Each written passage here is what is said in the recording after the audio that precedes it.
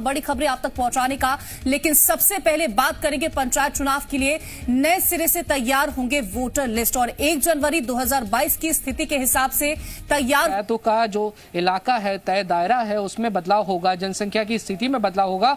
तो एक बार फिर से नए सिरे से वोटर लिस्ट तैयार की जाएगी और जो वोटर जिस क्षेत्र में आएगा यानी कि नए परिसीमन के अनुसार उस हिसाब से उसे वोटर लिस्ट में शामिल किया जाएगा, जगह दी जाएगी। तो कहीं ना कहीं एक बार फिर से अपडेटेड वोटर लिस्ट लाने की जो तैयारी है वो पंचायत चुनाव से पहले ग्रामीण एवं पंचायत विभाग ने शुरू कर दी है और इसे एक अच्छी पहल भी कहा जा सकता है क्योंकि लगातार परिसीमन को लेकर, रोटेशन को लेकर बीजेपी कांग्रेस के बीच सियासी गर्मागर्मी जो है वो देखने को मिली थी। जी वासु, एक 14 जनवरी को मीटिंग होनी है, वो मीटिंग किस वजह से होगी? उस मीटिंग के दौरान क्या कुछ बातें होंगी, उसको लेकर के जानकारी?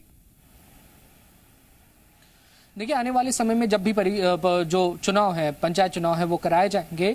17 तारीख को सुप्रीम कोर्ट में पंचायत चुनावों के मामले को लेकर एक हियरिंग भी होनी है। इससे पहले हमने देखा कि कांग्रेस लगातार सरकार पर दबाव बना रही है कि जल्द से जल्द चुनाव कराए जाए। पीसीसी चीफ कमलनाथ ने कहा है 2 महीने के भीतर अगर चुनाव नहीं होते हैं तो प्रदेश व्यापी आंदोलन कांग्रेस पार्टी खड़ा करेगी। लेकिन इस सबके बीच चुनाव जल्दी कराने की जो तैयारियां हैं वो शुरू कर दी हैं और इसी कार्यक्रम को और जनवरी को यानी कि कल एक महत्वपूर्ण बैठक रखी गई है जिसमें उप निर्वाचन अधिकारी जो हैं, जो मास्टर ट्रेनर्स हैं, उनको वर्चुअल ट्रेनिंग उपलब्ध कराई जाएगी। इसमें मुख्य रूप से परिसीमन किस तरीके से करना है उसको लेकर चर्चा होगी और इसके बाद जनसंख्या के आधार पर, परिसीमन के आधार पर नई जो वोटर लिस्ट बनानी है उसको लेकर इस पूरी बैठक में चर्चा होगी। इसके साथ ही जब भी पंचायत के चुनाव होंगे आने वाले समय में डिक्लेयर, तो कोविड-19 गाइडलाइंस के अनुसार किस तरीके से चुनाव का क्रियान्वयन किया जाएगा, ये 3 जो अहम मुद्दे हैं, अहम मसले हैं, इनको लेकर ये बैठक की जाएगी और पूरे प्रदेश के जो उप निर्वाचन अधिकारी हैं, मास्टर ट्रेनर्स हैं, उनको वर्चुअली जो पूरी ट्रेनिंग है वो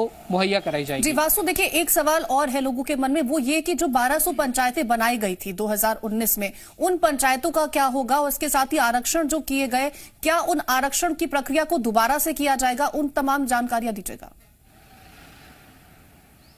देखिए, बहुत हद तक चीजें निर्भर करती हैं जो आपको कोर्ट में हियरिंग होनी है और कोर्ट का जो जजमेंट आता है उसके आधार पर।